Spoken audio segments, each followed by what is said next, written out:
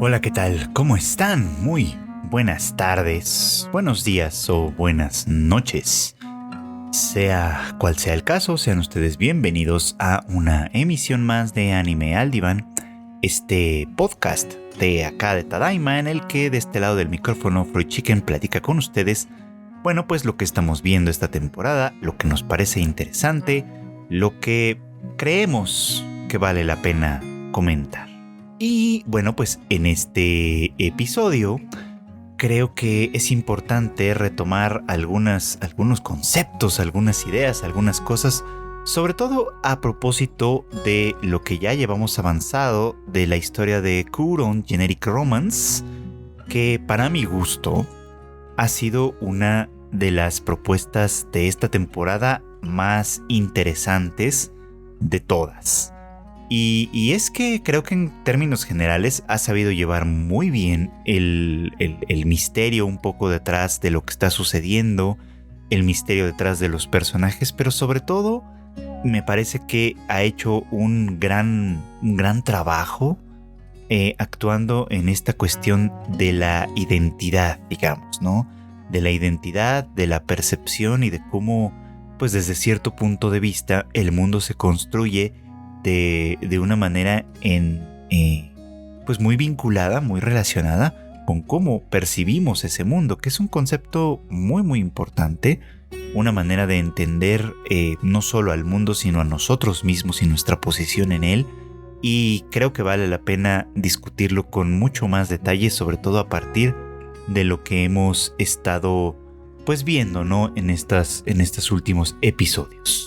Pero bueno, para quienes no están obviamente al tanto de la serie, quizá no la siguen, les voy a dar una pequeña sinopsis, ¿no? De cómo van las cosas y de qué se trata esta historia.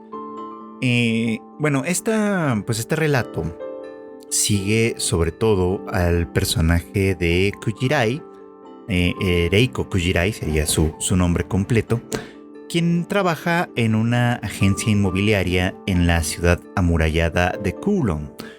Este detalle es importante, evidentemente, ¿no? Porque la ciudad en la que ella habita es una ciudad que, si bien existió en nuestra realidad, actualmente ya no existe. Es una ciudad que originalmente se construyó a partir de un fuerte militar, en un enclave que de alguna manera conecta o está muy muy cerca de donde se conecta. No conozco bien la zona, evidentemente, pero entre Hong Kong y China propiamente dicha, ¿no? Está de alguna manera, es una ciudad fronteriza en ese sentido, muy muy cercana a Hong Kong, pues, pero vamos, en esa cuestión, ¿no? Fue evolucionando para convertirse pues en este como lugar militarizado en principio. Decía yo que sus orígenes eran como un fuerte, y bueno, eventualmente se desarrolló como una ciudad amurallada que de alguna manera dentro de los confines de esta muralla fue creciendo, desarrollándose y creando una identidad muy particular, una identidad propia de una comunidad que, o si bien tenía cierta comunicación con el exterior, pues había desarrollado prácticamente una forma de gobierno propia, en cierto modo, pues, porque tanto Hong Kong como China per se no ejercían tanta influencia como quizá pues debieron hacerlo en una circunstancia. El caso es que los relatos sobre la ciudad de Kouron son bastante fascinantes en ese sentido, dado que pues esto no es una comunidad en cierto modo semi-aislada, digamos, o fue una comunidad semi-aislada, que por lo mismo pues desarrolló sí una identidad muy propia, ¿no? Que es difícil de describir ciertamente, porque pues quien no pertenecía a ella no podía de alguna manera entenderla como tal, pero que la ciudad, lo que de alguna manera quedó de la ciudad ahora, es muy claro pues que se fue creando con base en las necesidades de la ciudad misma, de la gente misma, y no de un diseño pues muy elaborado o desarrollado como tal, ¿no? Se convirtió para acabar pronto en una ciudad un tanto laberíntica, ¿no? con recovecos, pasillos, callejones que llevaban a distintos lugares, y que fueron obviamente pues construidos y destruidos adaptándose a las necesidades de la propia gente, creando pues sí, ¿no? Como un sistema que se retroalimentaba entre sí. Hablamos de esto en pasado, por supuesto, porque eventualmente esto se fue volviendo algo insostenible y llegó el punto en el que la ciudad tuvo que ser demolida, y quienes todavía la habitaban para esas épocas pues tuvieron que ser desalojados y reubicados en otros sitios, principalmente en Hong Kong. Entonces, bueno, esa es la historia en muy apretado resumen de esta ciudad. Pero entonces, ¿qué pasa en esta serie, ¿no? Donde de alguna manera la ciudad sigue existiendo. ¿Está ubicada en el pasado? ¿Está ubicada en el futuro? ¿Qué es aquí lo que sucede? Y bueno, pues desde el comienzo se nos dan algunas pistas, ¿no? Por un lado, se habla de de algún tipo de tecnología denominado Generic Terra, que si bien la serie no ha ahondado todavía en ello, y tal vez no lo hará, en cómo funciona y cuáles son sus propósitos exactamente, parece que tiene la capacidad o la cualidad de crear pues esto, ¿no? Como réplicas exactas de sitios, lugares e incluso personas que ya no existen en otro lugar diferente, ¿no? Como si pudiéramos crear una especie como de ilusión, pues sí, una ilusión, una alucinación quizá, que sea observable, creíble y que sea palpable en muchos sentidos. Entonces, bueno, pues imagínense que existe esta tecnología e imagínense que se usa para recrear la ciudad de Kowloon, tal y como fue en alguna época dada, en alguna época específica, y bueno, pues que hay gente que puede volver a habitarla de alguna manera, ¿no? Entonces, bueno, pues esto es como el primer gran misterio que nos queda en este relato. Y bueno, volviendo a nuestra protagonista, Reiko. Reiko es una chica que, decía yo, trabaja en esta agencia inmobiliaria, que, bueno, pues obviamente su función es ubicar y reubicar a los habitantes nuevos y usuales también de la ciudad, que pues por la necesidad que sea, de pronto necesitan pues acomodarse en un lugar distinto a donde se encontraban, ¿no? Entonces, pues es una posición que claramente les permite conocer la ciudad muy a fondo, ¿no? Que conocen en términos generales todos los cuadrantes de la ciudad, tal vez no conocen todos los sitios específicos, no han entrado a todos los inmuebles como tal, pero ciertamente ubican perfectamente cómo está dispuesta la ciudad en sí. Y bueno, pues Reiko trabaja ahí en compañía de un chico llamado Hajime Kudo, quien pues fue transferido de Japón a esta unidad, digamos, en su momento, y pues de quien ella está enamorada, ¿no? Pero bueno, lo interesante de todo esto es que en algún punto, muy al comienzo de la serie, ella descubre algo que definitivamente no esperaba. Y esto es que Kudo, su compañero de trabajo y de quien está enamorada, pues tiene entre sus cosas guardadas en secreto, una foto con quien fuera su prometida, con la persona con la que él se iba a casar. Y para sorpresa de Reiko, esa persona no es otra que ella misma. Solo que aparentemente con algunas pequeñas diferencias. Esta otra Reiko, con quien Kudo iba a casarse, por así decirlo, es y no es ella misma. Y bueno, pues esto la lleva a una búsqueda, digamos, no solo por entender qué fue exactamente lo que pasó con esta persona a quien tanto se parece o quien tanto de alguna manera representa, sino quién es exactamente ella misma, ¿no? Quién es esta Reiko que ahora habita y está enamorada de Kudo, y si algo tiene que ver o no con esta otra Reiko que aparece en esa fotografía, que fuera su prometida en un momento dado, y que, bueno, pues aparentemente algo ha pasado con ella que en este punto no está. Y bueno, la historia se va desenvolviendo en torno a este misterio, ¿no? En torno a Reiko tratando de entender esto que les decía yo, en torno a ir develando un poquito como los misterios de esta ciudad que no debería de existir en principio, y de la gente que la habita, que sigue siendo también un enorme misterio. ¿Quiénes son estas personas? ¿Qué hacen exactamente? ¿Y cómo es que funciona todo esto?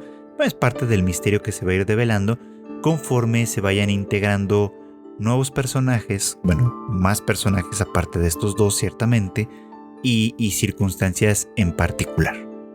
Hemos llegado a un punto en el relato de esta serie en el que pues muchas cosas ya son un tanto más claras.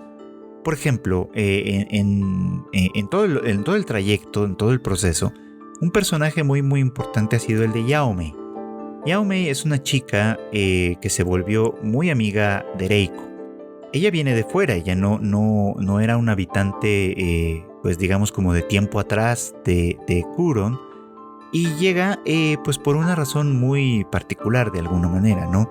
Es la hija de una famosa actriz, por lo tanto pues ella misma siempre ha estado en el centro de cierta atención, por supuesto, y su madre ha sido muy tajante, muy autoritaria en muchos sentidos, en cómo es que ella debe de ser, cómo es que ella debe de verse, qué prendas debe usar, qué conducta debe llevar, etc. De alguna manera ha controlado su vida en prácticamente todos los aspectos, hasta los más minúsculos, porque pues en cierto modo sí la estaba preparando para algo más, ¿no? Para el tipo de vida en la cual uno está en el centro de la atención de todos los demás, cosa que implica de alguna forma cuidar muchísimo quién es, cómo se ve, qué representa y demás, porque pues esto, no estar ante la cámara, estar ante el foco de los demás, pues implica esto, ¿no? Implica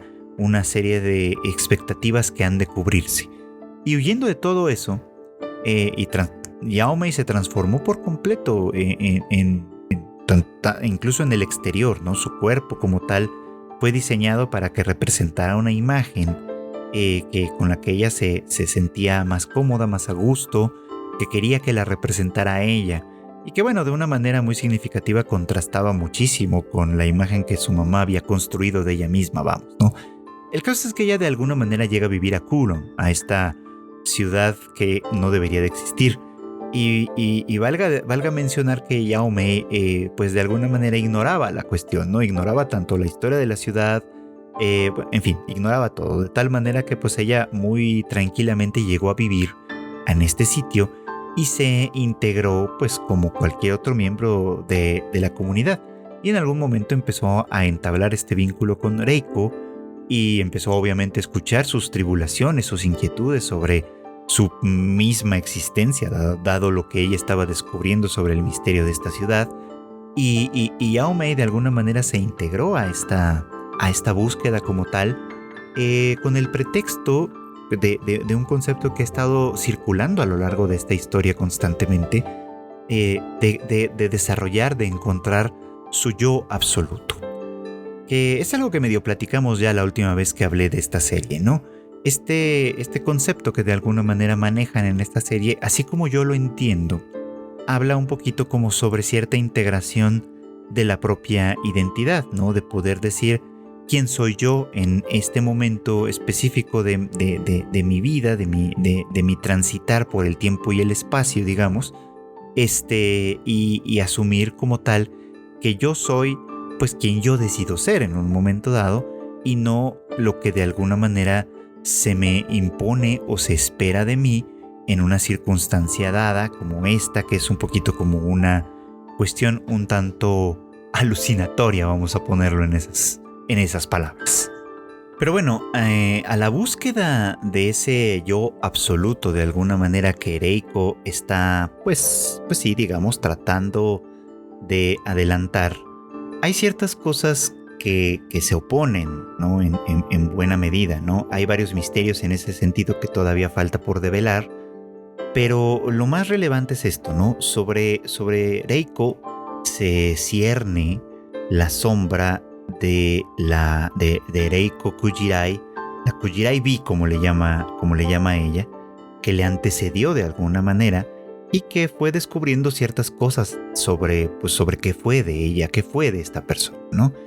Puesto que Kujirai B, la otra Reiko, digamos, se sabe o Reiko de alguna manera se va enterando que es alguien que efectivamente ya murió, ¿no?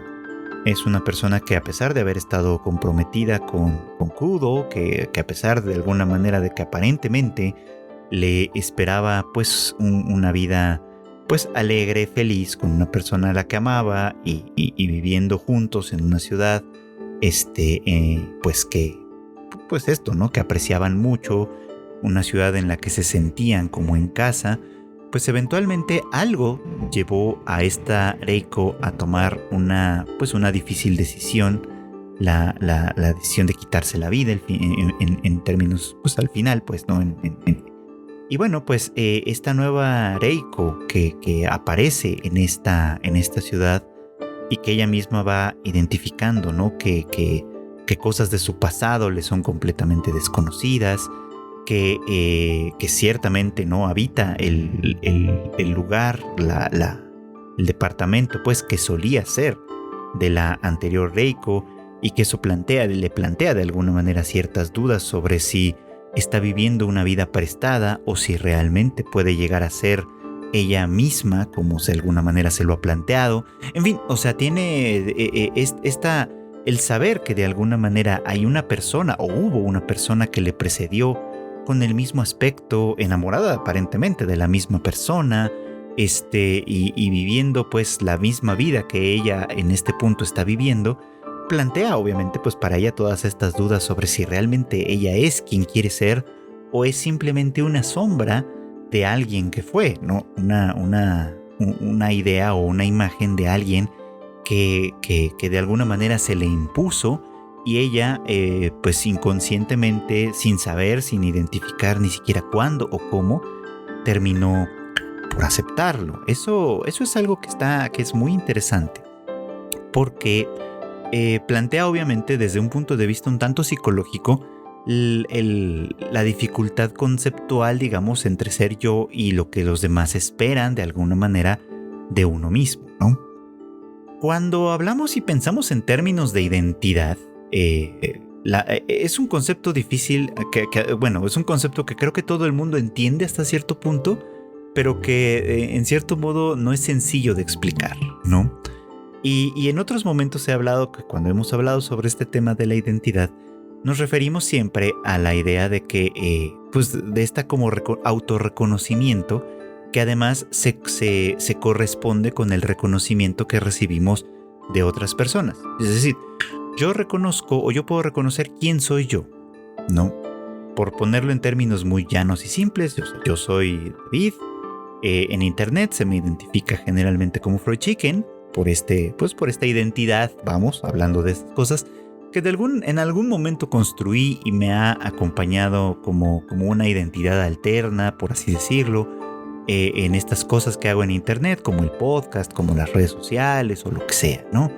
Y gente a mi alrededor, tanto gente que conozco de manera personal, como gente que conozco o no conozco incluso, pero con la que de alguna manera tenemos algún tipo de contacto en este mundo virtual, en este mundo de lo virtual, reconoce e identifica, incluso puede reconocer e identificar perfectamente esta dualidad, vamos, ¿no? De una identidad real que tiene ciertas características, una identidad digital que tiene ciertas otras y que mantiene cierta coherencia, vamos a ponerlo así, entre una y la otra. Es un poquito como la idea, ¿no?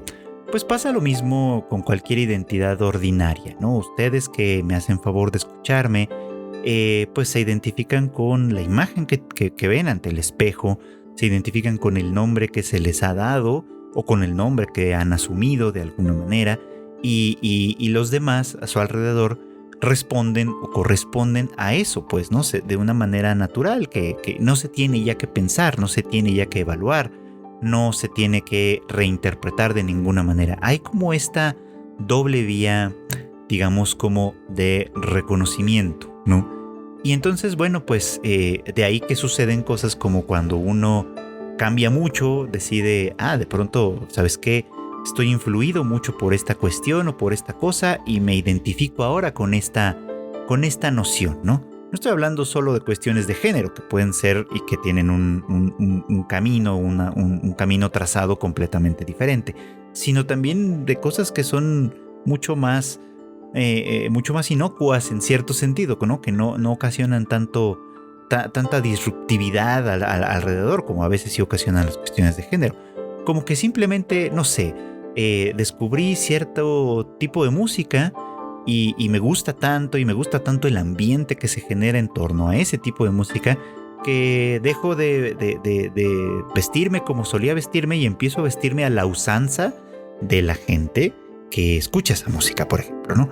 Que son, por ejemplo, este tipo de procesos son algo que observamos muy frecuentemente en adolescentes, ¿no? O sea, que se dice hasta el cansancio, ¿no? Que el adolescente está en búsqueda de reformular su identidad y eso lo lleva de alguna manera a ser influido por distintos aspectos, por distintos grupos, por distintas, pues no sé, ¿no? Tendencias, cuestiones, lo que ustedes quieran, que transforman un poco como la identidad y que luego por eso pues se desarrollan algunos conflictos quizá con los padres, ¿no? Que tenían o tienen ciertas expectativas y que al no verse necesariamente satisfechas y sobre todo no de la manera en la que se deseaba o se anhelaba, esto pues puede ocasionar cierto tipo de conflictos porque esa correspondencia ya no existe, ¿no?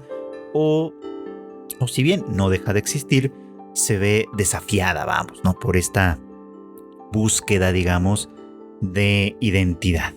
Entonces, para no darle demasiadas vueltas, esta cuestión de la identidad se alimenta al menos de esta retroalimentación entre yo, mi propia percepción y quien identifico que soy, valga la expresión, y esta dualidad entre los demás en un entorno en el que los demás también identifican y reconocen quién soy y de alguna manera validan o invalidan en algunas circunstancias esto que yo intento representar. Y en esa comunicación entre lo interno, por así decirlo, y lo externo, es que se constituye o se va constituyendo este gran concepto, por así decirlo, de la identidad, ¿no?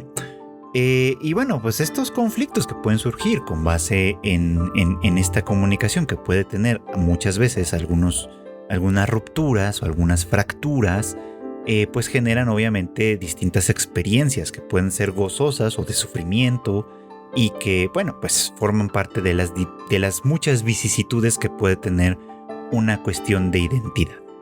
La gente que podríamos decir que es sintónica, digamos, en términos generales, es decir, que enfrentan pocos o minúsculos conflictos con respecto a esta identidad, pues no necesariamente la padecen como algo muy grave, ¿no? Como una amenaza muy fuerte.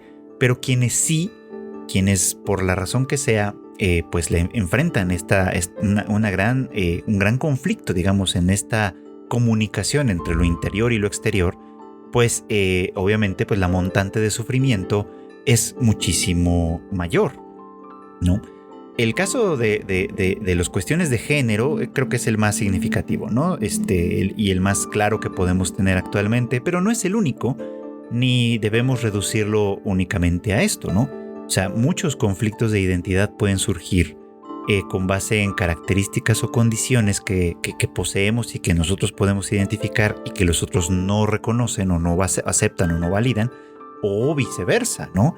Cuando de fuera viene de alguna manera una cierta expectativa o una cierta imagen de lo que supuestamente nosotros tenemos que ser y nosotros a cierto nivel no reconocemos, aunque podamos representarla en alguna circunstancia, ¿no? Algunas veces, pues sí, representamos este papel que intuimos o percibimos que los demás esperan de nosotros, pero que no conecta realmente con quiénes somos y hay un conflicto que puede traducirse hacia lo interior, quizá, ¿no?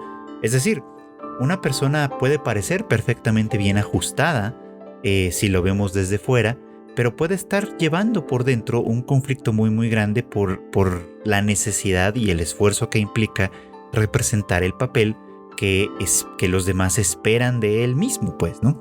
Entonces de ahí que hay como distintos conflictos que pueden representarse, que pueden, sí, ¿no?, exhibirse en esta cuestión de la identidad. Y bueno, digamos que Reiko, nuestro personaje protagónico en este sentido, pues pareciera que va un poquito como enfrentando precisamente esto, ¿no? Por un lado, el primer conflicto importante del que ya se ha hablado y que sigue de alguna manera pues latiendo por ahí, es su conflicto con Kudo, ¿no?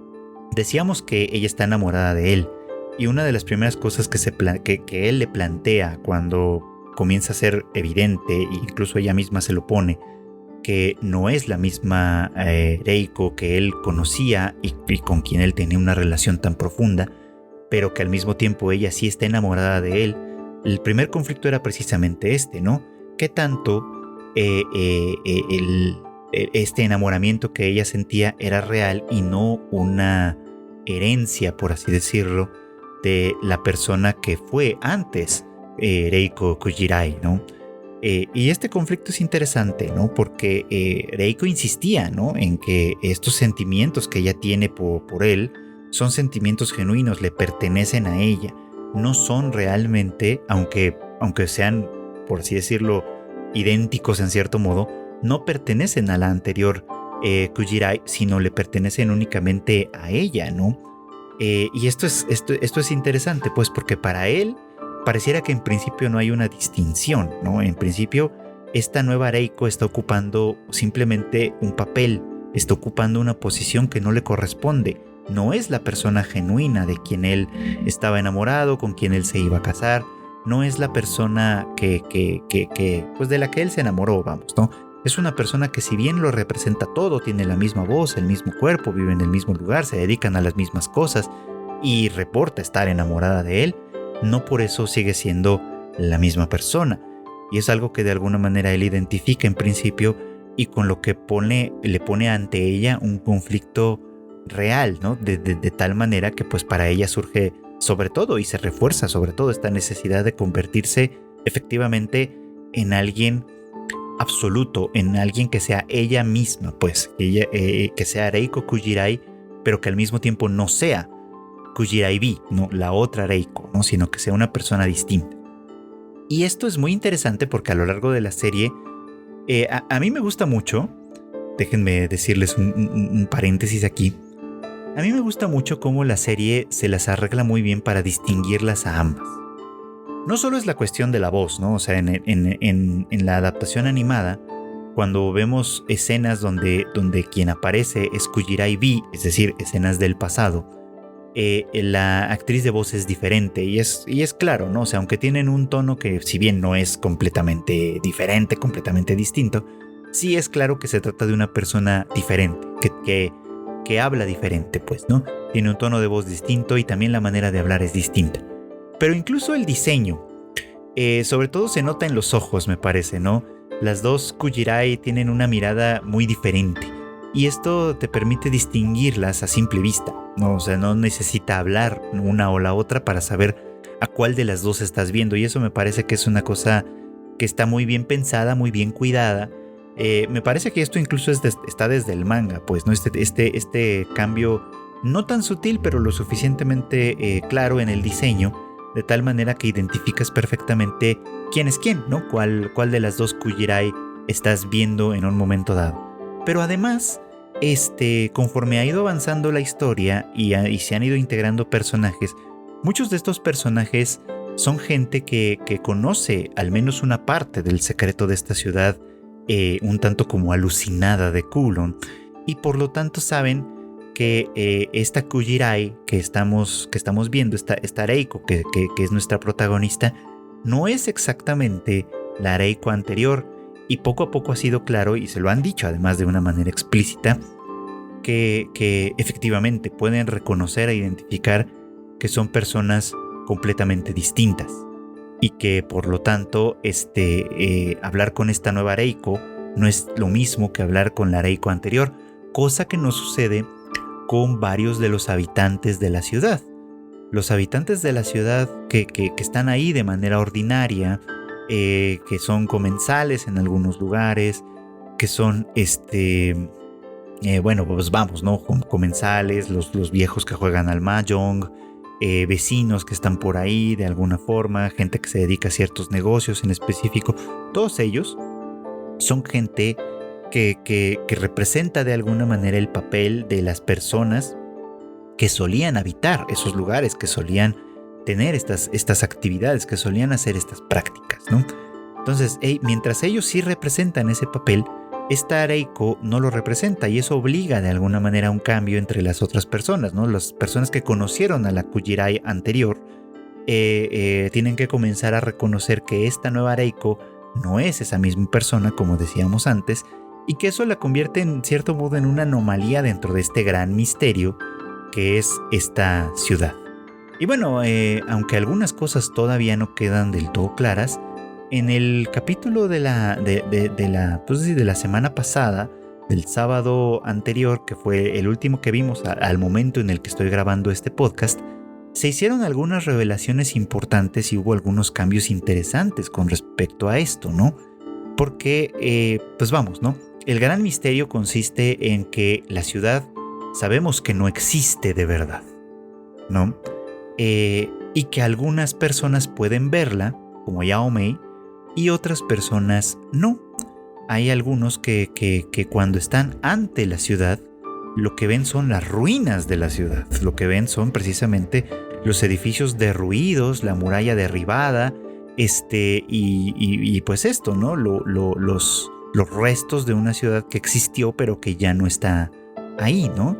Y que, pues bueno, podríamos pensar que probablemente, pues en tanto restos que son, pues seguramente estará habitada por algunos vagos o por algunas personas que en otras circunstancias no tendrían ningún techo, y que, pues bueno, ¿no? Aunque sea un techo derruido, pues es una manera más o menos de vivir, ¿no? Entonces, bueno, algunas personas de fuera de la ciudad pueden verla y entrar en ella, y etcétera, y otras personas no. Y el caso de Yao Mei es particular porque, decíamos, Yao Mei desconocía la cuestión de la ciudad misma en general, ¿no? Llegó ahí casi que por accidente y decidió instalarse en la ciudad, empezando a formar parte de la misma, ¿no? Parte de la misma ciudad como tal. Y en el caso de ella, pues el truco es que ella pues comenzó a comer cosas dentro de la ciudad, y aparentemente esto, alimentarte de la ciudad misma te hace formar parte de esta como alucinación colectiva, ¿no? De una manera muy muy clara. O sea, independientemente de que puedas ver y vivir en la ciudad por alguna precondición, aunque vengas de fuera, el integrarte a la ciudad misma a través de la alimentación, pues ya de alguna manera te integra de una forma pues completa, total, ¿no? Pero tú sigues siendo una persona real, no eres una alucinación creada por Generic Terra aparentemente, ¿no? Sino que pues precisamente por eso es que conservas la posibilidad de existir tanto dentro como fuera de la ciudad misma. Yao Mei ha sido un personaje fundamental en comprender esta cuestión, porque en la medida en la que ella ha ido descubriendo junto con Reiko las extrañas vicisitudes de esta ciudad, pues hay un punto en el que ella decide hacer una investigación, ¿no? Y esto la lleva a salir de Kowloon y a dirigirse a Hong Kong, donde ella prosigue con su investigación y descubre cosas interesantes, ¿no? Por ejemplo, pues cuando se encuentra con alguno de los habitantes de Kowloon, que en realidad estaba viviendo en Hong Kong, ¿no? Y que ahí por ahí, pues esta primera discrepancia, ¿no? Porque hay una persona acá cuando la persona que yo conozco vive allá, ¿no? Está ubicada en aquella ciudad. Esa, por ejemplo, es una de esas distinciones, ¿no? Y por ejemplo, bueno, esto que se dice, ¿no? Que porque originalmente quien iba a salir con ella era Reiko, ¿no? Y la aparición afortunada de Gwen, ¿no? Le advierte que si ella sale, pues básicamente va a dejar de existir, ¿no? Se va a borrar de la existencia, porque ella, Reiko, en este caso, es de estos individuos que solo pueden existir dentro de los confines de esta ciudad alucinatoria, digamos. Y estoy usando la palabra alucinación, pues ahora sí que con algo de su peso real, ¿no? Porque pues una alucinación, en términos muy llanos, es una percepción de algo que está ahí, pero que en la realidad no está ahí. Y digo percepción porque quienes padecen de alucinaciones, por la razón que sea, son personas que, insisto de nueva cuenta, por la razón que sea, pueden haber varias, su percepción del mundo les lleva a identificar algo que está, pero que otros no pueden reportar de una manera como tal. Esto va más allá de la identidad, vamos, ¿no? O sea, una alucinación auditiva o visual consiste efectivamente, ¿no?, en ver o escuchar estímulos que otras personas no pueden ver, no pueden escuchar, ¿no? No estoy hablando de fantasmas, ni mucho menos, simplemente estoy hablando de un, pues digamos así, como de un trastorno de la percepción. Y ahorita explicamos más o menos qué es esto. Un trastorno de la percepción en ese sentido que crea o construye de alguna manera realidades que otros no pueden reportar, porque la percepción que está alterada en este caso es la de un individuo en particular y no la de los demás. Y ahora vamos a esto. En realidad, vamos a ponerlo así, ¿no? Para todos nosotros, para todos los seres humanos, una manera de entender la realidad es a través precisamente de la sensopercepción, ¿no? Es decir, la información que recibimos del mundo exterior a través de nuestros sentidos y que es procesada de algunas maneras al interior de nuestro cerebro, de nuestra mente, vamos, ¿no? Se integra y construye una imagen, vamos a decirle imagen, pues para que funcione, pero digamos, construye una realidad que es básicamente esa interpretación de lo sensorial, de lo sensopercepcional, digamos, ¿no? Una teoría psicológica muy importante va un poquito como de parte de esta cuestión, vamos, ¿no? De que pues la realidad en sí misma no es algo que podamos conocer como tal, ¿no? Puesto que la conocemos mediada por esta sensopercepción que a su vez no termina únicamente con la información que se recibe a través de los sentidos, sino que se construye y se constituye en el interior de la mente, ya con otros elementos adicionales que están ahí de alguna forma y que para cada persona pueden ser en cierta medida distintos. Es decir, que aunque vivimos en un mismo mundo real, el mundo en el que vivimos no es el mismo para cada individuo, por así decirlo. Y bueno, pues ejemplos claros los hay muchos, ¿no? Voy a saltarme un poquito a otra serie para poner un ejemplo de esto de una manera muy sucinta. Si ustedes están viendo los diarios de la boticaria, recordarán, por ejemplo, que llevamos un tiempo hablando de un cierto rasgo que algunas familias tienen y que les impide ver ciertos colores de la misma manera. En este caso, Mao ha identificado este rasgo presente en algunos miembros del clan Shi, al que pertenece Shisui o Lowland, pues como queramos llamarle, pues, y que están de alguna forma conectados, sí, con la familia imperial, con algunos miembros de la familia imperial que han pues padecido, vamos, ¿no?, de esta alteración de la percepción que tiene que ver específicamente con colores. En el caso del templo de las puertas, recordarán ustedes, ¿no?, que las instrucciones son muy específicas en qué puertas se tiene que hacer, qué camino se tiene que recorrer, y la solución a la que se podía llegar tenía que ver precisamente con esta alteración de los colores. Bueno, para no irnos demasiado por ese lado, es una muestra clara como de que el mundo puede ser ciertamente distinto para quien lo percibe de una manera diferente. Y esto no se limita únicamente a lo sensorial, ¿no? Esto se puede ir un poquito más allá. O sea, lo sensorial es muy claro, ¿no? Quien no ve, quien no oye, quien no percibe olores, o quien los ve o los percibe de una manera diferente, no es el mismo mundo que para la persona que tiene al lado, que puede percibirlo de una manera completamente diferente. O sea, ya eso transforma por completo el mundo en el que se vive. Pero si nos vamos más hacia adentro de la construcción de este mundo, los contenidos mentales propios, ¿no?, cómo interpretamos esa información que percibimos del exterior, que ya desde la propia percepción puede tener diferencias, pero ya la interpretación que se da en lo que podríamos llamar el mundo interno transforma todavía más ese mundo, de tal manera que los hechos pueden ser interpretados de maneras diferentes de acuerdo con cada quien, de acuerdo con cada individuo. No quiero decir con esto, obviamente, que si bien, o sea, cada quien vive, por así decirlo, en su mundo, de ahí que esta famosa frase, ¿no? De cada cabeza es un mundo.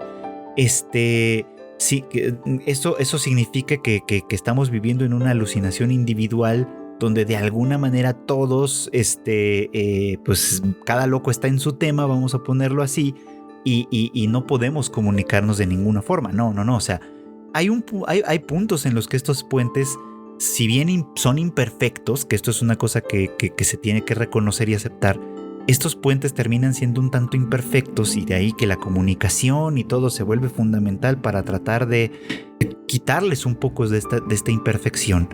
Esto, de todos modos, ¿no? O sea, de todos modos, estas inconsistencias en nuestra vinculación forman parte esencial del mundo en el que vivimos, simplemente por todas estas pequeñas diferencias y distinciones a partir de las cuales estamos existiendo, vamos, ¿no? ¿Y a qué voy con todo esto? Bueno, es que el tema con Culon, con la ciudad de Culon en este caso, ahora se nos ha revelado algo muy muy importante en este último episodio, y es que la ciudad, como la estamos percibiendo, es la ciudad tal y como la recuerda o la percibe o la identifica dentro de su concepto el propio personaje de Hajime Kudo. Entonces esto es interesante y muy importante, pues, porque ahora sabemos que la alucinación que hemos estado de la que hemos estado siendo testigos a través de esta serie no es una alucinación generada por una computadora como tal, ¿no? Que a lo mejor tiene un registro específico de ciertas cosas y replica constantemente una circunstancia. Estamos hablando de una percepción en particular de un individuo en especial. Este individuo que es Hajime Kudo, y para quien, por así decirlo, el mundo se ve de esta manera. ¿Ah? Esta es una cosa que es fundamental, creo yo, para lo que va a venir más adelante. A mí me parece que el personaje de Kudo ha sido un tanto inconsistente en cierta medida, ¿no? Por un lado fue la primera persona, pues, ¿no? En poner en tela de juicio, vamos, ¿no? La existencia misma de Reiko, ¿no? En ese sentido, ¿no? Y poner en tela de juicio lo que ella sentía por él en un momento dado. Es un personaje que le envía muchos mensajes contradictorios, ¿no? Por un lado mantiene su distancia con ella, pareciera que no quiere profundizar demasiado en el vínculo que mantiene con Reiko, pero por otro lado no la suelta en cierto modo, no la deja ir, se acerca demasiado a ella, ¿no? Vamos, ya han mantenido, pues por ejemplo, ya han mantenido intimidad en algunos sentidos, bueno, en varios sentidos, o sea, ha habido demasiados acercamientos, pues, que se contrastan constantemente con esta distancia, ¿no? Poniendo a Reiko en una situación sumamente dura, difícil, ¿no? O sea, puesto que ella efectivamente no está en una búsqueda por integrarse a sí misma como un individuo real y completo, ¿no? Pero que al mismo tiempo tiene que lidiar con las inconsistencias de esta persona que le envía este mensaje contradictorio, ¿no? En el que ella nunca sabe a quién está viendo realmente. Si está viendo a la Kujirai anterior y está de alguna manera escenificando con ella cosas que vivió o pudo haber vivido con la otra Kujirai, o si le está viendo a ella como la persona que es ahora, ¿no? Y como esta persona que varios otros personajes están empezando a reconocer claramente, ¿no? Como obviamente Yao Mei, que es con quien tiene esta relación única, puesto que Yao Mei no conoció a la Kujirai anterior, pues, ¿no? Pero también con Gwen, por ejemplo, ¿no? Que él le ha dicho, ¿no? Y me pareció muy significativo, que una forma en la que él identifica que se trata de una persona distinta completamente es que la otra Kujirai no era alguien que le agradara, ¿no? No era alguien que le agradara en principio, puesto que él nunca sabía qué era lo que ella estaba pensando, y que esta Reiko le parece que es una persona mucho más abierta, ¿no? Mucho más alguien con quien de alguna manera sí puede tener una relación en otros términos, ¿no? Destacando esto, ¿no? Que más allá del aspecto, más allá de la voz, más allá de todo esto, de estas cosas que podríamos pensar que ahora son hasta superficiales, la identidad de Reiko es lo suficientemente clara, está lo suficientemente bien definida ya a estas alturas, de tal manera que para Gwen, por ejemplo, sí se trata de una persona distinta, ¿no? Y solo pareciera que es Kudo quien se resiste a darse cuenta de ello en un momento dado, ¿no? Quizá pues por los sentimientos de duelo y de dificultad que él mismo debe de estar atravesando y que la serie ha explorado, pues creo yo que poco en ese sentido, porque casi todo ha estado centrado en torno tanto a Reiko como al misterio propio de la ciudad. Pero precisamente ahora que se nos ha hecho esta gran revelación, creo que podemos entenderlo desde otro lugar. Todo el tiempo, descontando obviamente lo que tiene que ver con la propia Reiko y con Yao Mei, etcétera, pero podría decir que fuera de los personajes que claramente no forman parte de la alucinación como tal, todo el tiempo hemos estado viviendo dentro de esta alucinación. Es decir, hemos estado viviendo, por así decirlo, dentro de la mente de Kudo, ¿no? Es lo que hemos visto, es lo que hemos vivido, es lo que de alguna manera hemos percibido, lo que está dentro de él, y los agentes extraños, que son todos los que vienen de fuera, y la propia Reiko, que es la excepción por excelencia, digamos, de toda esta circunstancia, son los que de alguna manera establecen este conflicto con esta alucinación como tal. Entonces es interesante una serie como esta para un individuo como yo, ciertamente, ¿no? Que a quien le interesan estas cuestiones de la mente y estas, sobre todo, imprecisiones e imperfecciones que de alguna manera suceden en esta comunicación entre la identidad individual y la expectativa externa, ¿no? Que es además un tema súper constante en el consultorio de un psicoterapeuta, ¿no? Porque estas rupturas suelen ser grandes fuentes de ansiedad, de angustia, de inquietud en muchos sentidos, ¿no?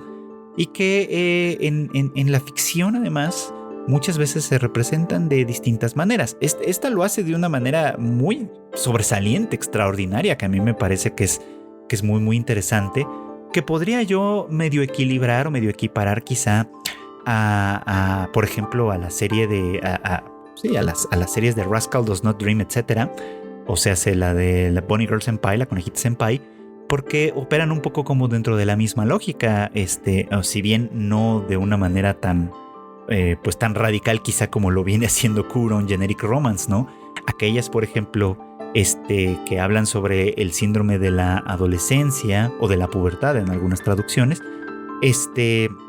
operan bajo la lógica de que la percepción del mundo en general se ve afectada por la percepción interna de una chica en particular o de un chico en particular, como lo hemos visto en repetidos casos en aquella franquicia, ¿no? Y estas historias apuntan a estos conceptos de los que hemos venido hablando, ¿no? De cómo el mundo en realidad es un poco distinto para cada quien, ¿no? Y esas inconsistencias y esas imprecisiones en las cuales vivimos son y dan cuenta de alguna manera de estas diferencias, ¿no? Y cómo, pues quizás sí, un ideal al que podemos aspirar es a una cierta armonía que parta del entendido, efectivamente, ¿no? De que cada uno de nosotros es distinto y que a pesar de eso, efectivamente podemos vivir en comunidad. No tenemos que ser homogéneos, no tenemos que ser únicos, somos únicos, más bien. Ya me estoy confundiendo, somos únicos. No tenemos que ser homogéneos, no tenemos que pensar todos igual, no tenemos que ser todos, estar cortados todos, digamos, como con la misma tijera. Simplemente tenemos que aceptar eso, que somos un poquito distintos y que dentro de esas poquitas diferencias podemos encontrar ciertos caminos de convivencia, ¿no? Claro que estas series obviamente van a otros terrenos, buscan otros derroteros a los cuales llegar, y esto me parece interesante. Pero en esencia creo que esta es un poco como la idea, ¿no? Que no se nos debe de escapar de este tipo de historias. Que efectivamente cada cabeza es un mundo. Y si pudiéramos adentrarnos al mundo que es el de cada cabeza, nos encontraríamos con un mundo muy diferente al que nosotros vivimos. ¿Y cuál es el real y cuál es el fantástico? Tal vez no importa, porque en realidad, vamos a ponerlo, valga la expresión, la realidad es una que no podemos contactar, pero sí podemos contactar con la realidad que hay dentro de nuestra mente y con la realidad que hay dentro de la mente de otros. Porque al final del día también, si bien cada cabeza es un mundo, nada de lo humano nos es ajeno. Y pues eso fue todo por hoy. Gracias como siempre por acompañarnos en el Anime al Diván. Ya lo saben ustedes, este podcast se emite todos los miércoles o casi todos los miércoles en distintas plataformas de podcast y lo encontrarán disponible pues básicamente en algún momento del transcurso del día. Les aviso, eso sí, que muy probablemente en la próxima semana tengamos una suspensión de este podcast. Pero pues esperemos estar retomándolo lo más pronto posible para comentar. Ahora sí, pues lo que viene ya con los finales de temporada, con algunos que son o pueden ser muy muy interesantes. Y bueno, no se olviden que en Tadaima tenemos mucho contenido para ustedes. Tenemos obviamente pues las noticias en tadaima.com.mx, así como en nuestras redes sociales. Y pues el Tadaima Live que hacemos con el equipo todos los jueves en punto de las 9 de la noche, hora de la Ciudad de México, a través de nuestros canales en Twitch, en Facebook y en YouTube. También en Twitter ya está disponible, así que pues véannos en donde más les convenga. Y bueno, pues no me queda más que agradecerles como siempre su preferencia, sus likes, sus compartidos, todo lo que hacen para que este podcast llegue a más personas. Y pues no queda más que decirles como siempre que muchas gracias y pasen buenas noches, buenas tardes o buenos días.